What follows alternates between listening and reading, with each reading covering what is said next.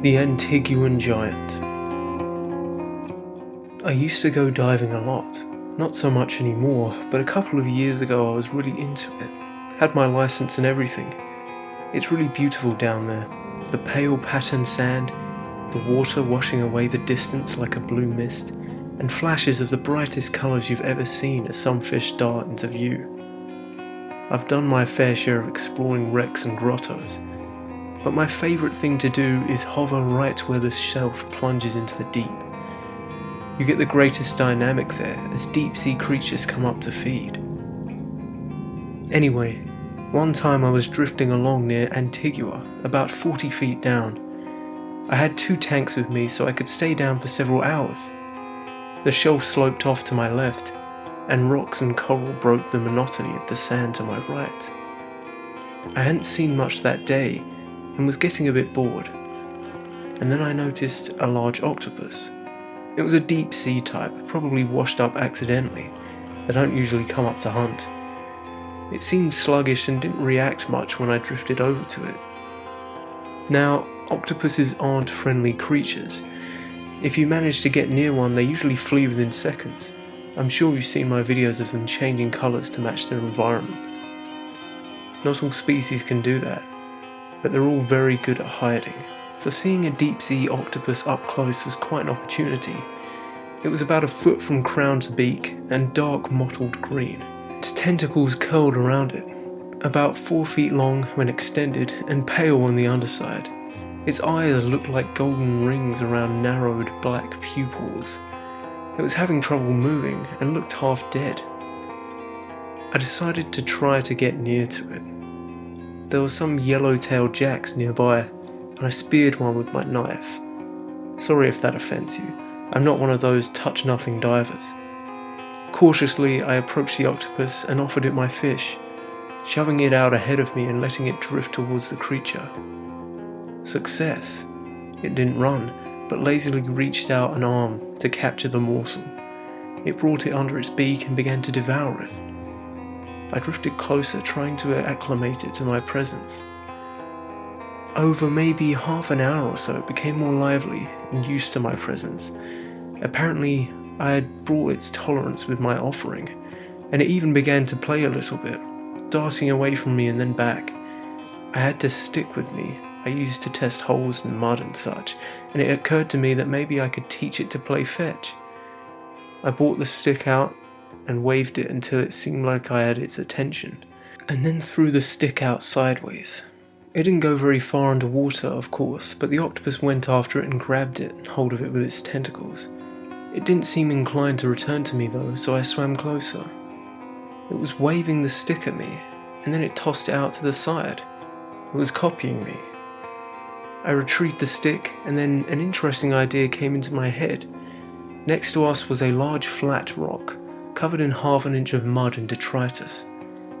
Careful not to disturb the layers, I took the stick and slowly drew a crude figure of a man, 2 legs, 2 arms, and a round head coming off a central cylinder. The octopus seemed to be watching with interest.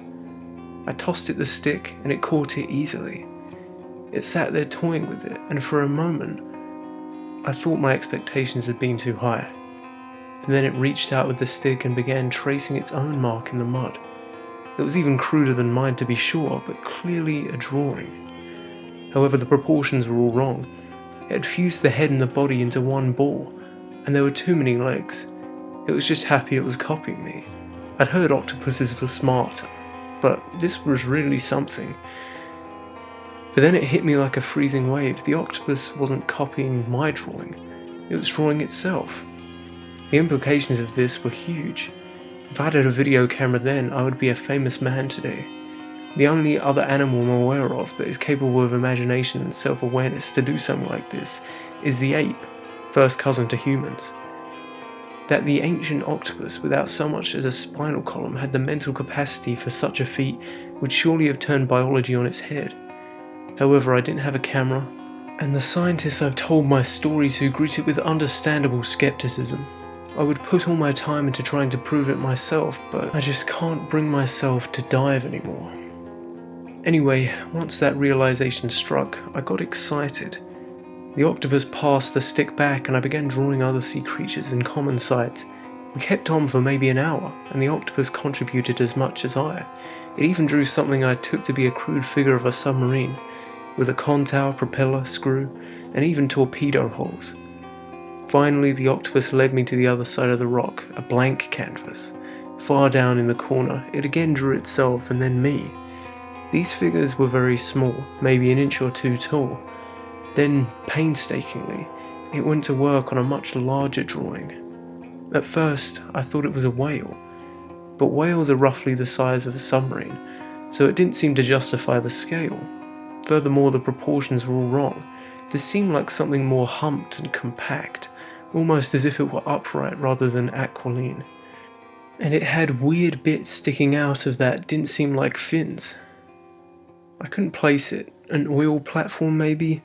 No, the lines were too natural, and the octopus wouldn't know what the top of a platform looks like. When the drawing was done, we both sat and looked at it for a while. I took the stick back from the octopus and circled the drawing of us, and then drew a line to the thing. I'm not sure if the octopus picked up on my confusion, because it just sort of sat there for a while. It didn't try to take the stick back, then it started swimming away. I followed it at a distance. It seemed to be keeping a pace, leading me on. Then it turned and shot out into the deep area of the shelf. I was a good way through my second tank and wasn't supposed to go any deeper, so I had to let it go. It stopped once to watch me and then darted off, dissolving into the dark blue depths. I looked after it for a few minutes to see if it would return, but there was nothing. I started watching the other fish and made my way slowly back to the boat. Then, suddenly, there was a low thrumming sound all around me.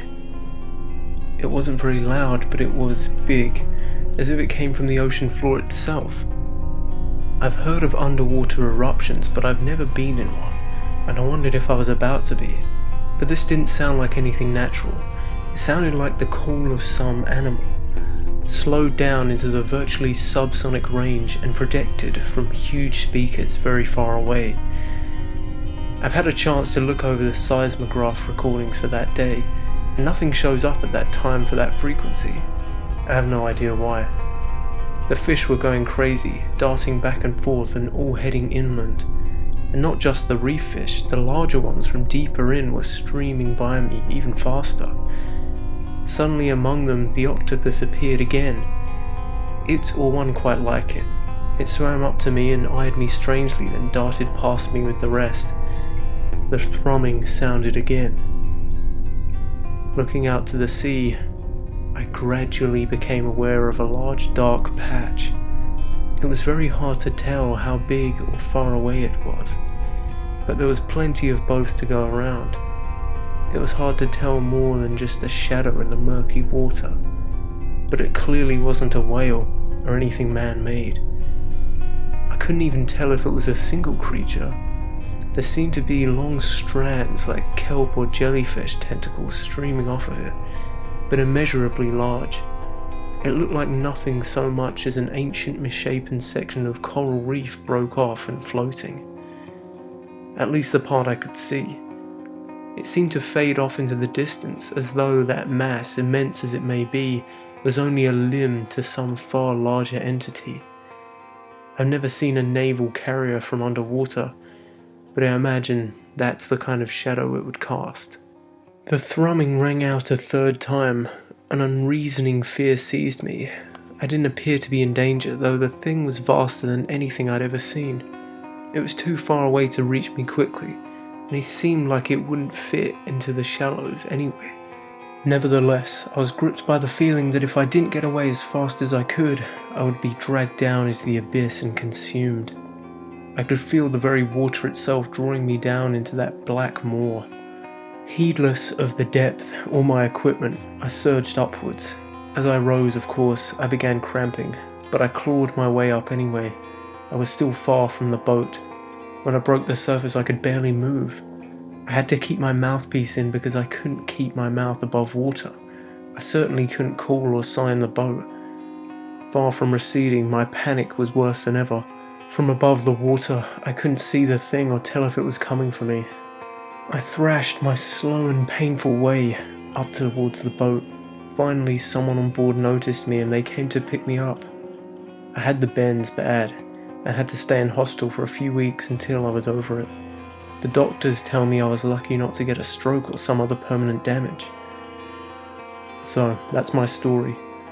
I'm sorry I can't give a more satisfying conclusion. I still don't know myself what I experienced. My friends think it was some sort of rapture, but it just doesn't match the symptoms. Narcosis is supposed to reduce anxiety, not stimulate it. And my hallucinations, if that's what they were too vivid and specific. Anyway, since then I've been afraid of the water. I tried going out once or twice, but all I can do is stay shaking in that boat. I think there really was something out there, and I don't think it's something I ever want to come across again. Okay, so thank you all for listening. Here's the part where we analyse this creepypasta. Feel free to give your thoughts in the comments and provide a rating out of 5 on the poll given above. I quite enjoyed this creepypasta. It was short and sweet, and it takes on that first person past narrative, so this is someone recalling an event that he claims to be real. It was well written, there weren't many hiccups in the recording, as you can see. Usually that happens when the writing is a bit weird. I'll have to change the words to make it sound better, but this one was quite well written. Now, how realistic is this? Well, the sea is barely unexplored. We've seen a lot of things down there, but the thing with that is, as animals get bigger, the chances of them not being discovered become slimmer, because animals move around, right? And if they're extremely big and they move around, there's a pretty strong chance that we would have picked them up via sonar or seen them on camera, even though we haven't explored much of the ocean. So a vast majority of the unknown species are probably very tiny, deep water creatures. However, there's always going to be exceptions. There's probably a very tiny percent of animals that are huge that we haven't discovered yet. For instance, the giant squid, only discovered recently, only seen on camera recently. That is obviously a massive animal that has eluded our vision for such a long time, so this is possible and not out of the realm of impracticality. I found it interesting how the octopus almost takes the role of a guide, a tour guide for this diver. We do know that cephalopod mollusks, especially octopus, are very intelligent. They have a very extremely high level of problem-solving capabilities, parallel to that of a chimpanzee, if not more. Octopus intelligence is actually quite hard to establish because they're so different from us. If you look at a chimpanzee, they're quite similar to us, so if they do things that are similar to what we do, we say, well, must be intelligent like us. But octopuses have evolved a completely different kind of intelligence. I mean, they separated from us 500 million years ago, something like that, which is pretty incredible. I mean, most mollusks are pretty dumb. When you think of a smart animal, it's usually a mammal, maybe a bird, stuff like that, and everything else is just considered pretty stupid. However, in this case, it's another story. Now, in this example, the octopus expresses emotional intelligence. It seems to be playing with the person, some kind of curiosity. He doesn't take it too far. He doesn't say, like the octopus is scared for him or, has any feelings for him. It's left in a very realistic way, so it's not pushing it too far. And who knows, maybe there is an octopus down there that is capable of this high level of thought, even higher than the ones we know of. It's not impossible, right? So I found this element quite interesting. And then of course the creature itself, extremely big, massive, lots of stuff hanging off it like barnacles. What you'd expect from a giant deep-sea creature. Doesn't go into too much detail on it, which in some ways is better because it leaves an element of mystery. Is this the mysterious Cthulhu? He even suggests that maybe it's only the arm of the creature that he sees, which would be very odd. This would have to be huge. So overall, I think I'm going to give this one a 4 out of 5. Very good, maybe a 4.5 out of 5 if I can give it that. It doesn't do too much, and it keeps enough things unknown that it's got a very Lovecraftian vibe to it. So let me know what you think, like the video if you did, share it with a friend, and of course if you haven't already, subscribe for more creepy content.